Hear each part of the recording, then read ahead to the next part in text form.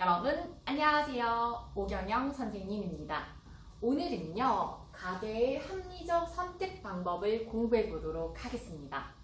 지난 시간에 가계란 무엇인지 배웠었죠?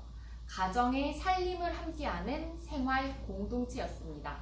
우리는 가족, 즉 가정에서 돈을 벌고 돈을 쓰는 이렇게 소비 활동을 하고 또 생산 활동을 하는 이 생활 공동체를 가계라고 한다고 했는데요.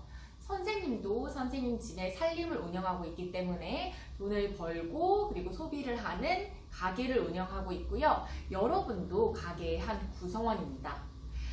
가계에서는요, 돈을 쓸 때, 소비를 할 때 합리적인 선택을 해야 되는데요. 모든 물건을 다 사버릴 수 없기 때문이죠. 그래서 우리가 소비를 할 때에는 선택, 그리고 합리적인 선택을 해야 합니다. 어떤 것이 합리적 선택이고 그 기준이 있다면 무엇일지를 공부해 보도록 하겠습니다. 자, 교과서를 한번 살펴볼게요. 현준이네 가족이 합리적인 소비, 선택을 하려면 어떤 점을 고려해야 하는지 살펴보자 라고 했네요. 지금 아버지께서 고장난 TV와 텔레비전과 그리고 5년 전에 구입한 노트북 그리고 작년에 구입한 핸드폰이 있는데 어떤 물건을 먼저 살지 우선순위를 정하고 계시네요. 어떤 물건을 먼저 사야 할까요? 물론 사람에 따라서 그 기준이 다르겠지만 선생님이라면 작년에 이미 고장난 작년 제품이고 5년 전에 구입했어도 이게 다 잘 되고 있다면 고장난 텔레비전을 먼저 구입할 것 같아요. 역시 어머니께서도 텔레비전을 구입해야겠다고 생각하시고 선택 기준표를 작성하셨네요. 굉장히 좋은 방법입니다. 머릿속으로만 이거 살까 저거 살까 고민하는 것보다 이렇게 표로 정리하면 훨씬 선택을 하는데 수월합니다. 그래서 이 텔레비전, 별표 텔레비전, 네모 텔레비전이 가격, 디자인, 성능으로 해서 각각 점수를 매겨서 총 점수가 높은 텔레비전을 사면 되겠죠. 그래서 기준을 세워서 합리적인 소비를 해야겠다고 현명하게 말씀하고 계시네요. 그리고 직접 매장에 가서 어떤 게 있는지 실물로 보고 이제 소비를 하겠죠. 자, 이처럼 가게는요. 너무 중요한 말이에요. 여러분 같이 밑줄 치고 동그라미를 해봅시다. 가계는요, 소득의 범위 안에서 내가 가지고 있는 예산, 돈, 범위 안에서 적은 비용으로 가장 큰 만족을 얻도록 합리적으로 소비하는 것이 필요하다라고 했어요. 그러면 여기서 합리적인 소비가 무엇인지 바로 알 수 있겠죠. 자, 선생님이랑 같이 정리를 해봅시다. 합리적인 소비란 첫 번째는 내가 가지고 있는, 우리 가정에서 가지고 있는 가진 예산, 돈 안에서 가진 예산 안에서. 두 번째는요, 그렇죠, 이왕이면 저렴한 게 좋겠죠. 적은 비용, 우리 좀 쉬운 말로 적은 값으로 가장 큰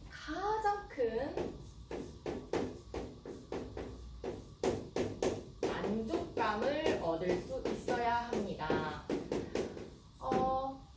우리 가성비라는 말이 좀 유행하고 좀 공공연하게 쓰이고 있죠. 가성비라는 뜻이 뭐냐면요. 가성비. 여러분들 이 단어 들어보신 적 있지요? 가격을 기준으로 볼 때 성능. 이 가격에 이 성능이면 괜찮은 것 같아. 그래서 가성비가 높은 물건을 사야 된다라고 하잖아요. 그런데 이 말에서 파생이 돼서 가심비라는 말이 있어요. 가심비. 이 가심비가 우리가 합리적인 선택 기준과 합리적인 소비랑 비슷한 단어일 것 같은데 이거는 가격에 비교해서 마음심, 만족감을 뜻하는 거거든요. 그래서 가격에 비교를 했을 때 내가 이 가격이 이 정도인데 만족감이 크면 클수록 더 좋은 거죠. 그래서 우리는 합리적인 소비를 하기 위해서는 이 가심비, 적은 비용으로 가장 큰 만족감을 주는 물건을 선택을 해야 합니다. 왜냐하면 우리가 가진 돈은 한정되어 있으니까요. 그렇죠? 자, 그러면 교과서를 넘겨볼까요? 자, 뒤쪽에 합리적인 선택, 소비란 품질, 디자인, 가격. 품질, 디자인, 가격. 우리가 만족감을 느끼는 요인은 여러 가지가 있습니다. 어떤 요인이 있냐면 만족감을 느끼는 요인에 자, 가격이 저렴하면 우리는 만족감을 느끼기도 합니다. 그리고 디자인이 예쁘거나 우수하고 품질, 또 어떤 것을 보면 우리가 만족스럽죠? 어떤 게 있을까요? 우리가 저번 시간에 가게 기업을 배웠었죠. 기업. 나는 이 기업의 물건은 믿을만한 것 같아 라고 그 기업을 보고 사는 사람도 있을 거고요. 그리고 또 어떤 게 있을까요? 요즘에는 친환경 제품을 선호하는 사람들이 많아서 그 제품이 친환경인지 유무를 따지는 사람도 많이 있습니다. 그래서 다양한 기준에 따라서 내가 적은 값으로 이런 내가 만족을 느낄 만한 요소들을 충족시킬 수 있는지를 고려해야 하는 겁니다. 자, 그래서 합리적인 선택이란 품질, 디자인, 가격 여러 가지 것들을 고려해서 가장 적은 비용으로 가장 큰 만족감을 얻습니다. 가장 적은 비용으로 가장 큰 만족감을 얻는다. 가심비, 합리적인 선택, 합리적인 소비입니다. 그래서 상표, 품질, 디자인을 고려해서 가격이 비싸더라도 우수한 물건을 선택하는 경우가 있지요. 자, 여기 보세요. 이 만족감, 내가 느끼는 만족감이 정말 크면 가격이 좀 더 이것보다 크더라도 비싸더라도 그 물건을 산다라는 이야기예요. 내가 느끼는 만족감, 이 물건을 샀을 때 너무 좋고 잘 쓸 것 같으면 가격이 다소 비싸더라도 살 수 있다는 이야기입니다. 비싼 물건이라고 해서 무조건 합리적이지 못한 소비, 비합리적인 소비라고 생각을 하지는 않아야 한다라는 거지요. 자, 그러면 엄마, 아빠, 그리고 이 가족들의 이야기를 한번 들어보도록 하겠습니다. 텔레비전을 사는데 먼저 아버지께서는 81cm 여기 인치 81cm인가 봐요. 대각선의 길이가 둘 다 35만 원이니까 인공지능 TV를 사겠대요. 같은 가격이라면 다양한 기능, 이 인공지능 TV가 있는 이 TV를 선택하겠대요. 텔레비전을. 어머니께서는요, 지금 보니까 같은 조건, 크기가 같은 조건이라면 더 싼, 저렴한 텔레비전을 선택하는 게 좋겠어 라고 했고요. 이 남자친구는 같은 지금 크기기는 하지만 가격이 5만 원 더 비싼 이 텔레비전이 10년 동안 무상으로 이렇게 고장났을 때 수리를 해준대요. 그래서 가격이 5만 원 더 비싸더라도 차라리 그 5만 원을 더 주고 무상 서비스를 오래오래 받을 수 있는 텔레비전을 고르는 게 좋겠어 라고 했고요.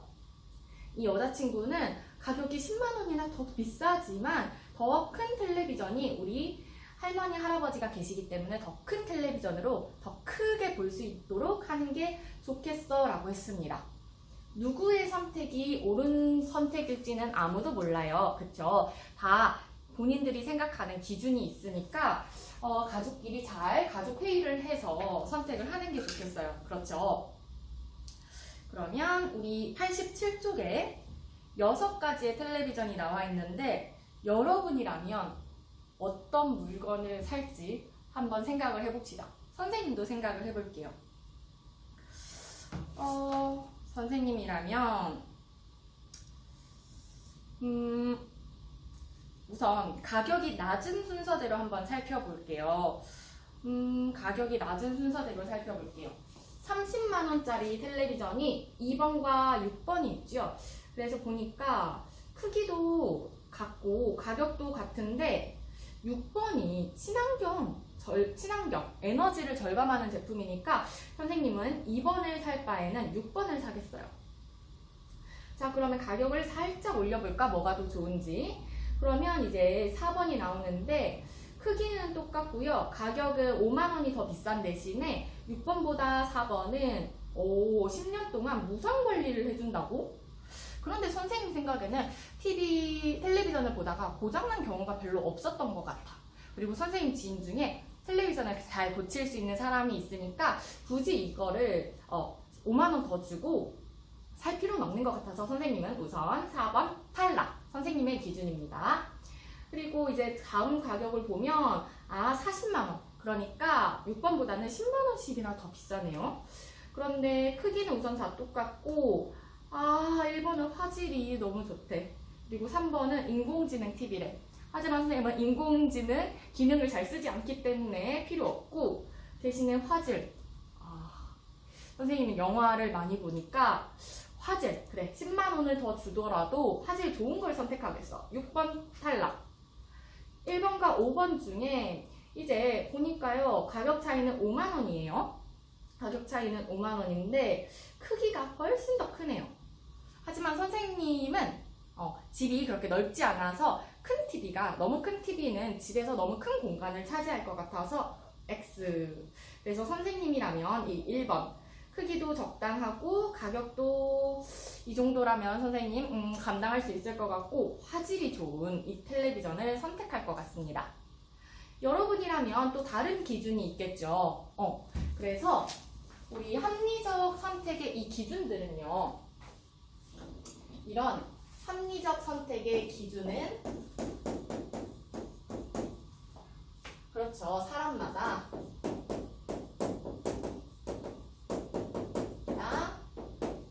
다를 수 있습니다. 다를 수 있어요. 나와 다른 선택을 하더라도 그 사람이 잘못된 선택을 하는 건 아니에요. 다 기준이 다르기 때문이죠. 그러면 뒷장으로 넘겨서 자, 가계의 합리적 선택에서 가장 중요한 것은 적은 값으로 만족감을 높이는 것입니다. 그렇죠? 그런데 지금 학용품 가게가 저렴한 학용품 가게도 있고 인기 학용품 가게도 있어요. 그런데 인기 학용품 가게는 살짝 비싸더라도 사람이 많네요. 왜냐면 마음에 든대요. 가격이 다소 비싸더라도 여기서 내가 큰 만족감을 느끼면 그런 선택을 한다라는 건데요.